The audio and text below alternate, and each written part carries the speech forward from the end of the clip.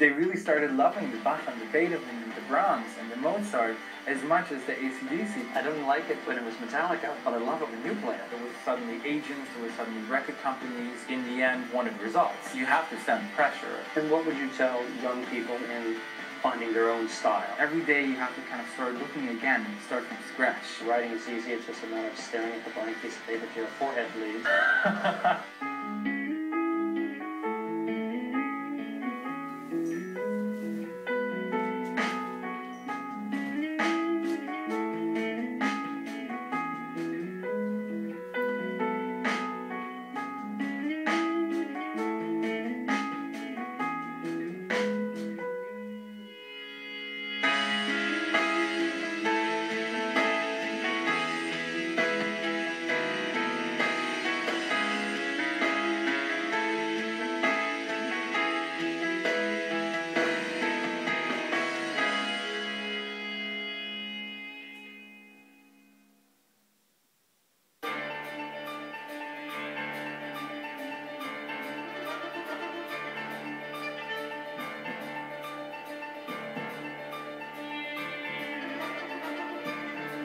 Hi, I'm John Jacobson, and we're back in New York, this time to talk to the hot David Garrett. It's not often that a classical violinist is called hot, but when you see him, you'll understand why he receives such adoration, often being called the David Beckham of the classical scene.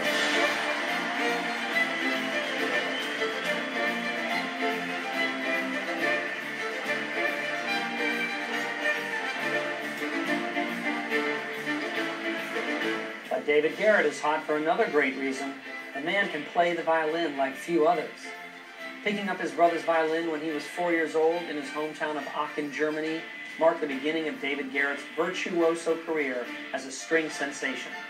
Now, after studying at the distinguished Lübeck Conservatoire in Germany at the unheard-of age of 12, recording several CDs at 13, playing under the direction of Zubin Mehta in Delhi and Bombay in concerts marking the 50th anniversary of India's independence at 17, studying at the Royal College of Music in London, having studied under famed violinist Isaac Perlman, and graduating from Juilliard, the musician who made his mark in Europe in front of tens of thousands is taking over the youth of America and turning them into classical fans. Through his fusion of traditional composers and modern-day rock ballads, Garrett is attempting to change the definition of classical music, performing Bach and Beethoven just minutes after Michael Jackson, Queen, AC/DC, and Metallica. The crossover violinist has created something fresh, something many critics call his own genre. So, let's go in and meet David Garrett. 1, 2, 3, 4.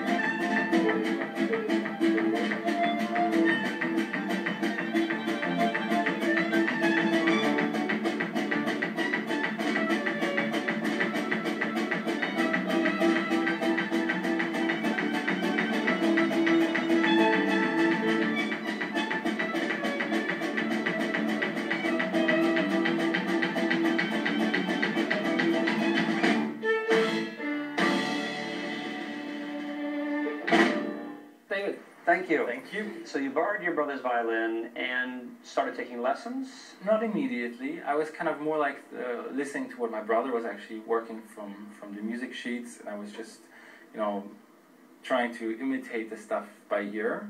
So the first few months was just really listening to a lot of things and just trying to figure it out myself. And, well, this is what my parents tell me, like, about after 3-4 months, I just really sounded much better than my brother, although he had a teacher. So they kind of thought maybe I'm a little bit more talented, and I wanted the violin anyway, so they gave me one, and my brother really hated it. So you clearly had a very good ear early on, which allowed people to recognize that you loved playing the violin and were talented.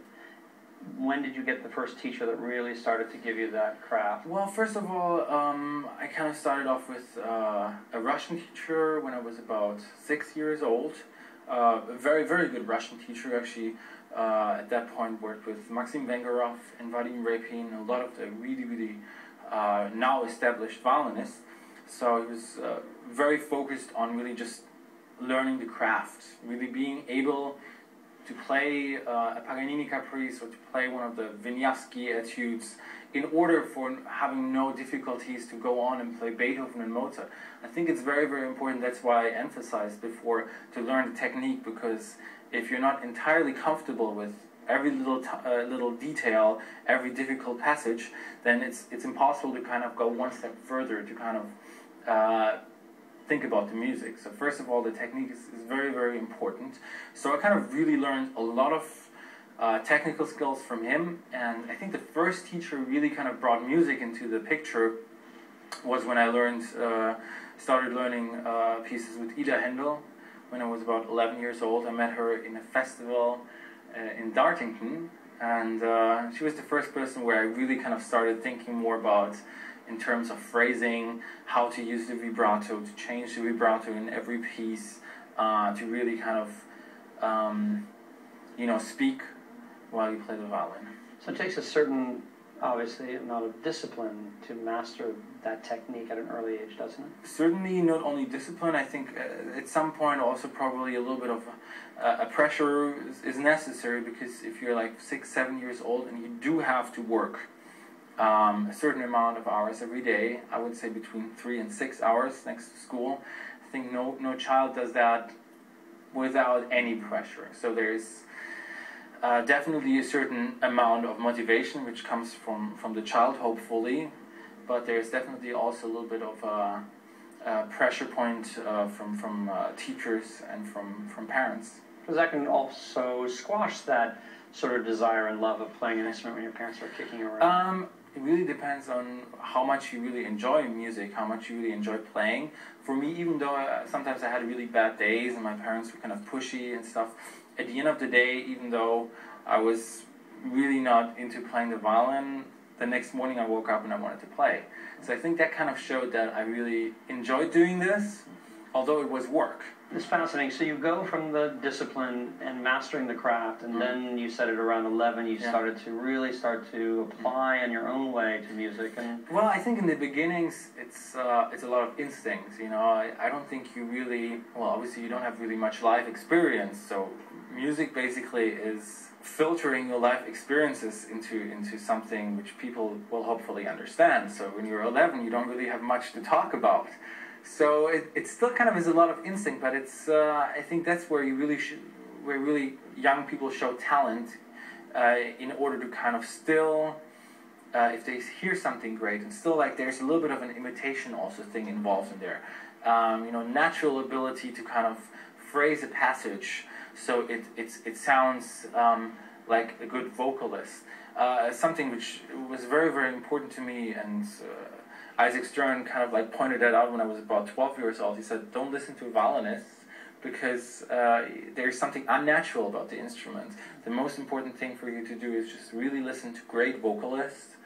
Go listen to opera, go listen to all the Schubert Lieder and so on. Fischer Dieskau, Richard Tauber, all those really phenomenal singers, because the voice obviously is the most natural instrument of all. And I think if you try to imitate how you would sing something, that's the best way to kind of approach a good phrasing. Well, I know you really admire Isaac Stern amongst others, and I remember seeing a video with Isaac Stern in China at a huge stadium, and they had all these virtuoso young Chinese girls, and this girl played, and he said, now put down the instrument and hum the song. Yes. She almost threw up, she was so terrified. And he got her to hum it, he said, that's what you want to play, not what you're playing. Absolutely. He was absolutely right. And in the end, you also realize, if you listen to yourself, obviously, you also realize where you make the mistakes once you sing something. Because in the end, I've never heard somebody really phrase something. I mean, as long as you have a little bit of a musical talent, if you sing it right. It comes natural. But of course, if you play it, there's so much, things going on. Sometimes you forget what you're actually supposed to do with the music. So actually going back and just taking the violin down and just, humming it or singing it through kind of really helps you to kind of find your own pace with the piece. And how would you describe your style to somebody? Well, I had a lot of different schools when I grew up. I mean, with Zaha Brun was definitely the Oistrach, Russian kind of school. And when I started working with Ida Händel, It was the Karl Fleischmann, the German school of playing, but she also had a lot of experiences with Enesco, Georges Enesco. So there was definitely the gypsy kind of